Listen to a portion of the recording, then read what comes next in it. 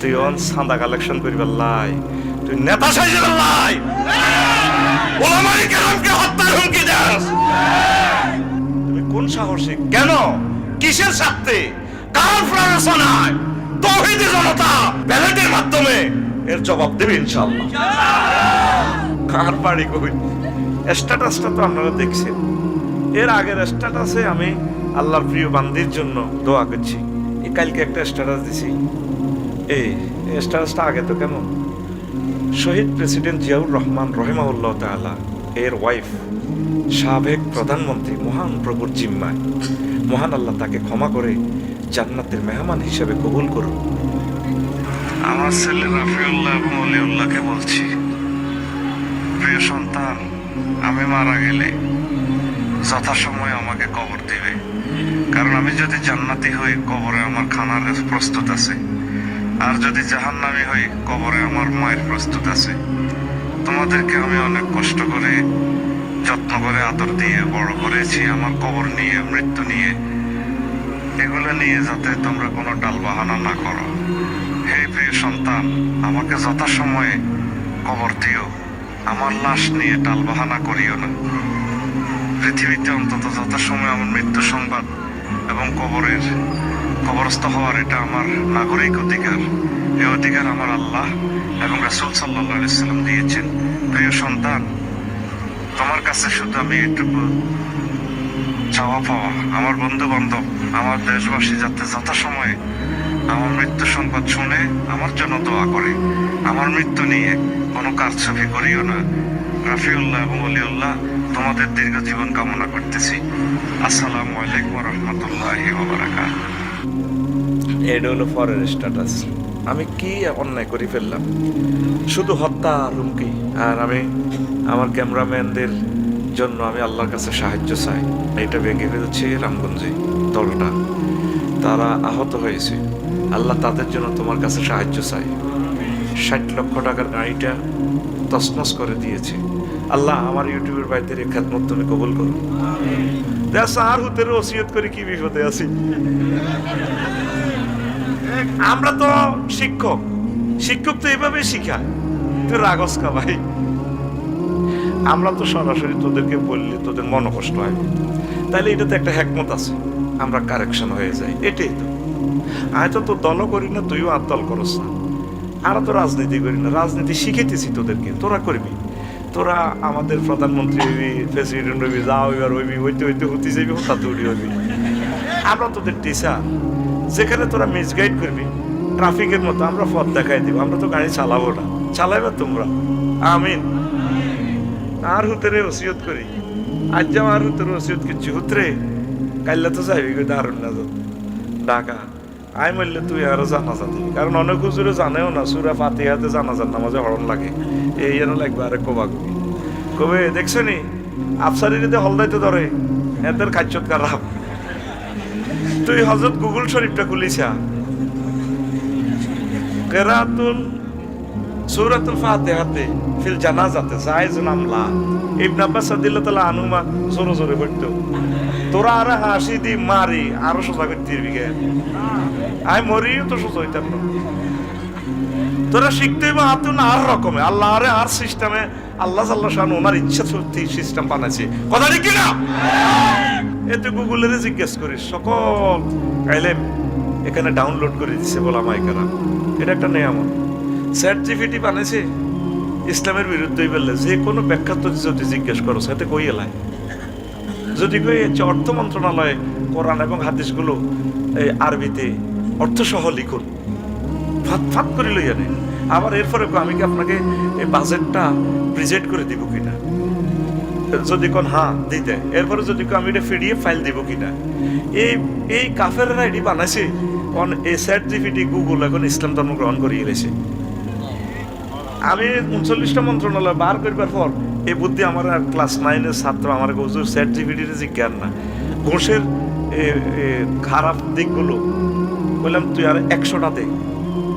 ওমা chat GPT 100টা দিই সিরিয়ালে, আমরা চাইলে আমি এটা ফাইল করে দিই, আরো চাইলে আরো দিই। বললাম 500টা দে, 500টা রোল নম্বর দিয়ে দিছে ঘোষের এই আপনার ক্ষতিকারক দিক।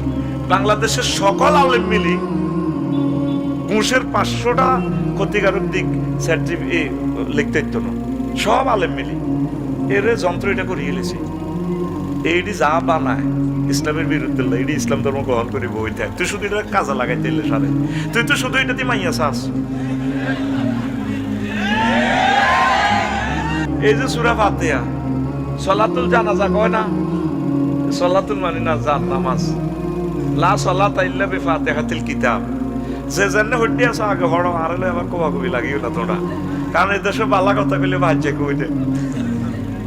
আয়ে 25 বছর বালা আছিলাম, অন কিছু বালা 23 ক্যারেটের এই স্বর্ণগুলো বেচতাম চেষ্টা করি এর সিঙ্গাপুরের। অন হাত দোয়ানো তালা লাগালা ও কোবায়াতে রে এই হলাগুন আমজাদের নগর আর হলে কত সেলফি উঠাইলো, আর কি অন্যায় করলো বা জানলে সংবাদ সম্মেলন করে বাপসারির ঠেকাও। ওমা জিয়ানো আর বাড়ি লাকসাম শরীফ 8 নম্বর ওয়ার্ড, হমানে ফেসবুকে দিছে, তারে বয়কট করলাম। তাই কইলাম আল্লাহ তো কনে যেতে মাই আর বাড়ি কই। এই যখন মানুষ আল্লাহ আল্লাহ হয় তখন তার বাড়ি ঘর থাকে না। মোহাম্মদ সাল্লাল্লাহু আলাইহি ওয়াসাল্লাম জান্নাতের টিকিট দিয়ে মানছেরে স্টার লাইনের গোল্ডেন ওয়ান, ইংল্যান্ড ওয়ান, আর ওনারে বাড়িতে দৌড়ায় লক্ষ লক্ষ পয়গাম্বর কারো করে বাড়িতে থাকতে দেন। যখন দেখবেন যে হুজুরটা ওয়াজটা অ্যাকশন লই কয়, এতের ওয়াজ বন্ধ হইব, এতের মার দিব, এতের গাড়ি বেঁকব, মনে করবেন এই কে আসল রাসূল সাল্লাল্লাহু আলাইহি সাল্লামের কলিজার টুকরা। আল্লাহু আকবার। তাই মিলিজুলি চলি আই চাইতে তোকে ব্যাগের কাছে যাইতাম। অন্তরা যেভাবে আরে ব্যারিকেড দিছ তো এবার ওই সিস্টেম করি, এবার তারা কেন কেন হান্দা করে ভাই কি আই সাদের কাছে দিয়ে দিয়ে আরে আর কিতা করে কষ্টটা লাগে ভাই। স্ট্যাটাসটা তো আপনারা দেখছেন, এর আগের স্ট্যাটাসে আমি আল্লাহর প্রিয় বান্দির জন্য দোয়া করছি নি। দেখেন কি এলএম ফাইভেন আপনি মনে করেন আই কুত্তার লগে ছবি উড়াই, ইটার লগে উড়াই। আমাদের প্রত্যেকটা কাজ, আমরা তো টিচার। এই কালকে একটা স্ট্যাটাস দিছি, এই স্ট্যাটাসটা আগে তো কেমন, শহীদ প্রেসিডেন্ট জিয়াউর রহমান রহিমাহুল্লাহ তাআলা এর ওয়াইফ, সাবেক প্রধানমন্ত্রী মহান প্রভুর জিম্মায়, মহান আল্লাহ তাকে ক্ষমা করে জান্নাতের মেহমান হিসেবে কবুল করুন। স্ট্যাটাস এটা তো আর নকল করতে ইত্যান্ন টাইম লাইনে গেছে। এই যে ওনার নাম কেন ধরলাম না, হাদিস শরীফে যতগুলো মহিলা সাহাবী আছে তাদের ছেলে নিয়ে অথবা তাদের স্বামী নিয়ে বা তাদের আব্বা নিয়ে মহিলাগুলোর নাম লেখা। আসমা বিনতে আবি বকর, আয়েশা সিদ্দিকা, খাদিজা বিনতে খুয়াইলিদ। আমি ম্যাডামের নাম ধরি নাই, কারণ তার নামটাও ফর্দা। আর আমাদের শহীদ প্রেসিডেন্টের নামে কি লিখছি, রহিমাহুল্লাহ তাআলা। স্ট্যাটাস আসেনি বাংলাদেশের অদ্বিতীয় একটা স্ট্যাটাস দেখান যেখানে রহিমাহুল্লাহ তাআলা লিখছি। তাইলে আমি ঘুম থেকে উঠলাম, ফজর পড়েছিলাম কালকে 9টাতে, উড়িয়ে এটা দিলাম। এরপরে একটা স্ট্যাটাস দিলাম, আমার ছেলে রাফিউল্লাহ এবং অলিউল্লাহকে বলছি, প্রিয় সন্তান, আমি মারা গেলে যথাসময়ে আমাকে কবর দিবে, কারণ আমি যদি জান্নাতি হই কবরে আমার খানার প্রস্তুত আছে, আর যদি জাহান্নামী হই কবরে আমার মায়ের প্রস্তুত আছে। তোমাদেরকে আমি অনেক কষ্ট করে যত্ন করে আদর দিয়ে বড় করেছি, আমার কবর নিয়ে, মৃত্যু নিয়ে, এগুলো নিয়ে যাতে তোমরা কোনো টালবাহানা না করো। হে প্রিয় সন্তান, আমাকে যথাসময়ে কবর দিও, আমার লাশ নিয়ে টালবাহানা করিও না। পৃথিবীতে অন্তত যথাসময়ে আমার মৃত্যু সংবাদ এবং কবরস্থ হওয়ার এটা আমার নাগরিক অধিকার। এই অধিকার আমার আল্লাহ এবং রাসূল সাল্লাল্লাহু আলাইহি ওয়াসাল্লাম দিয়েছেন। প্রিয় সন্তান, তোমার কাছে শুধু আমি এটুকু চাওয়া পাওয়া, আমার বন্ধু বান্ধব, আমার দেশবাসী যাতে যথাসময়ে আমার মৃত্যু সংবাদ শুনে আমার জন্য দোয়া করে। আমার মৃত্যু নিয়ে কোনো কারচুপি করিও না। রাফিউল্লাহ এবং অলিউল্লাহ, তোমাদের দীর্ঘ জীবন কামনা করতেছি। আসসালামু আলাইকুম ওয়া রাহমাতুল্লাহি ওয়া বারাকাতুহু। এটা হলো পরের স্ট্যাটাস। আমি কি অন্যায় করে ফেললাম? শুধু হত্যা আর হুমকি। যে মানুষটারে তিলে তিলে মারিয়ে এলো, ওষুধ খেতে দেয় না, চিকিৎসা করতে চায় না, তুই হোক স্ট্যাটাস দিতে হারলি না, তুই অন সাদা কালেকশন করিবার লাই, তুই নেতা সাইজের লাই, ওলামায়ে কেরামকে হত্যার হুমকি দাস, তুই কোরআনকে বন্ধ করতে চাস। রব্বুল আলামিন সব গুনে গুনে রাখতেছেন। ওসিয়ত করা তো এটা প্রত্যেক মুসলমানের অধিকার, এটা তো ফরজ।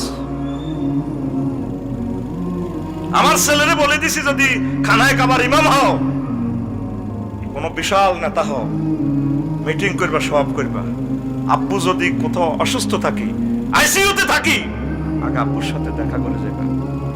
তারা মাদ্রাসায় এলে তাদের গ্রাম নেই, আব্বা আম্মা এগুলো দেখলে খুশি হয়, অসুখ লাঘব হয়।